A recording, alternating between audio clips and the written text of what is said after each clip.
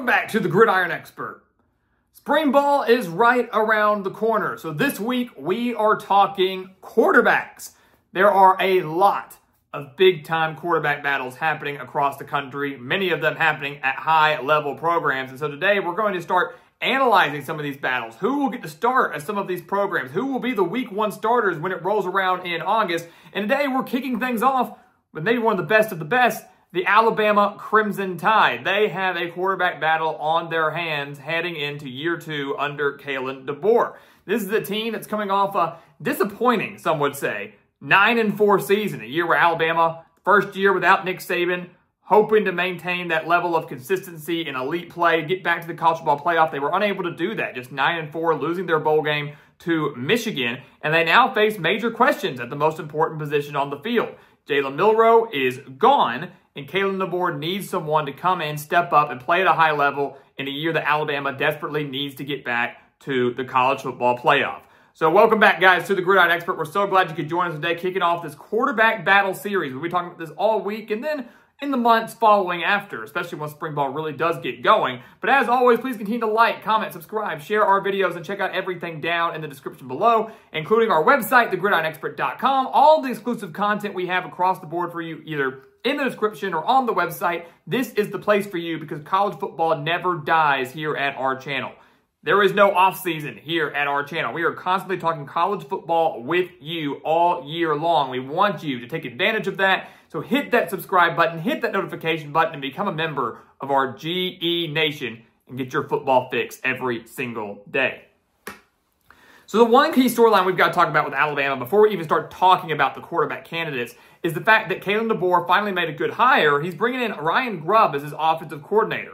You know, the guy that was with him during his time at Washington. So Grubb actually was with the Seattle Seahawks last year in the NFL. The Seahawks were 5th in the league when it came to passing yards. He was doing that with Geno Smith, by the way. He was the offensive coordinator with Kalen DeBoer at Washington, as we mentioned, helped get that team to the national championship game a few years ago before they fell to Michigan. So you've got a guy who DeBoer has worked with for a while, a guy who has consistently put up very good offenses, both in college and NFL, and is going to be very key in developing whoever is the starting quarterback for Alabama this year. And I think it really is a three-man race, but I think that right now it seems that they're probably the clear front runner, and that would be Ty Simpson. Ty Simpson seems to be the most logical choice for the quarterback at Alabama, at least in week one.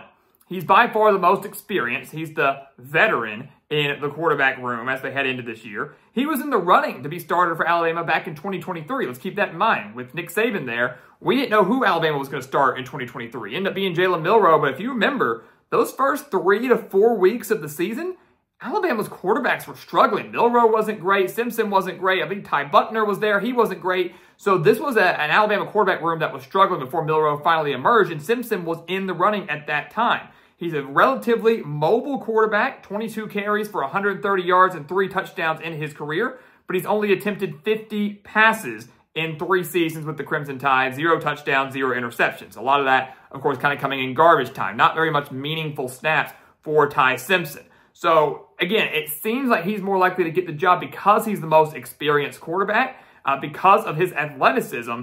Not a lock, though, by any means, but I believe it would be Simpson. If I had to pick a guy right now, it would be him. But he's battling against 2 other younger quarterbacks that are just as athletic. Coming in at number 2, got Keelan Russell.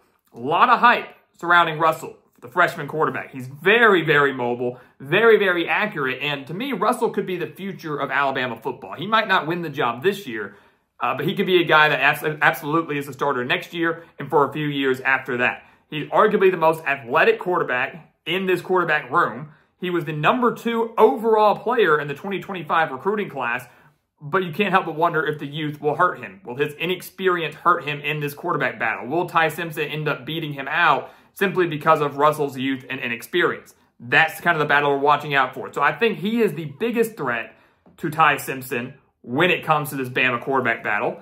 I think he's the guy that could give him the biggest run for his money, and you can't help but wonder if Kalen DeBoer will look at Russell, maybe he's outplaying him, or maybe it's really close, and go with the guy that is more athletic. Because while both are mobile, while both are very, what you consider dual threat, I think Russell has a little bit more upside in the athletic department, in my opinion. When it comes to athleticism, I think Russell's got that. So if it's neck and neck, I wouldn't be surprised to see Kalen DeBoer at least give Russell a shot early on. And then you've got Austin Mack. I don't think Austin Mack is a guy that is really in the running for the starting job. He's the most experienced quarterback with Kalen DeBoer. He transferred to Alabama with DeBoer from Washington. So he's got experience with the coach, a good relationship with the coach, is understanding his system and things like that, but he's still not a guy that I think is going to really threaten for the starting job. Did play slightly last year. Went 2 for 3 in a touchdown last year when Alabama faced Mercer.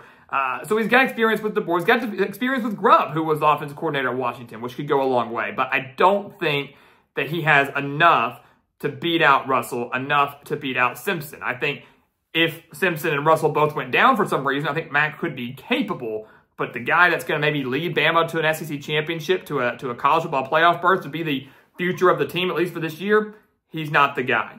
So ultimately, guys, this Alabama quarterback battle is interesting to me. This is a quarterback room that really doesn't have a proven leader.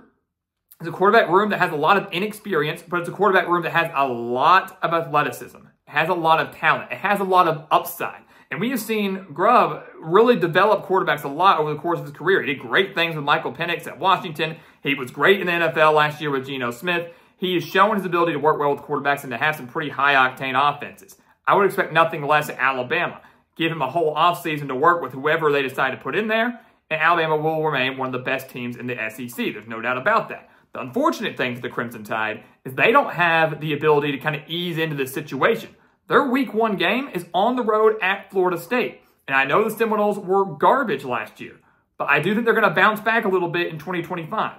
They're not going to be looking like the same 2-10 team we just saw this last year. And playing in Tallahassee, not an easy place to play at all. So whoever gets this start is going to be making their first career start, right? First career start on the road against a hungry Florida State team. It's going to be a bit of a concern.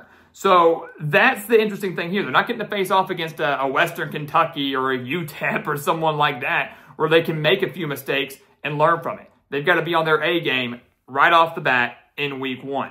I go with Ty Simpson. If I had to choose right now in February, I'm leaning Ty Simpson. This is going to be a very intriguing and very important battle to watch as we progress towards that season opener in August, because this is a massive second year for Kalen DeBoer. 9 wins, not a bad year by any means, but not to the level of the standards that Alabama expects. The Crimson Tide have to get to the college football playoff this year, but they've got to find a quarterback to lead them there. So guys, as always, thank you so much for watching us here at The Gridiron Expert on YouTube. Make sure to continue to like, comment, subscribe, share our videos, and check out everything down in the description below. Includes our website, thegridironexpert.com, home to our expert picks, home to our newsletters, home to our all-inclusive content. So much stuff there for you to help you get through this offseason, because again, here at our channel, the season never dies. We're talking college football with you 24/7. So go check it out, subscribe, hit the notification button, become a member of our GE Nation. And once again, as always, thank you so much for watching, and we'll see you next time right here on The Gridiron Expert.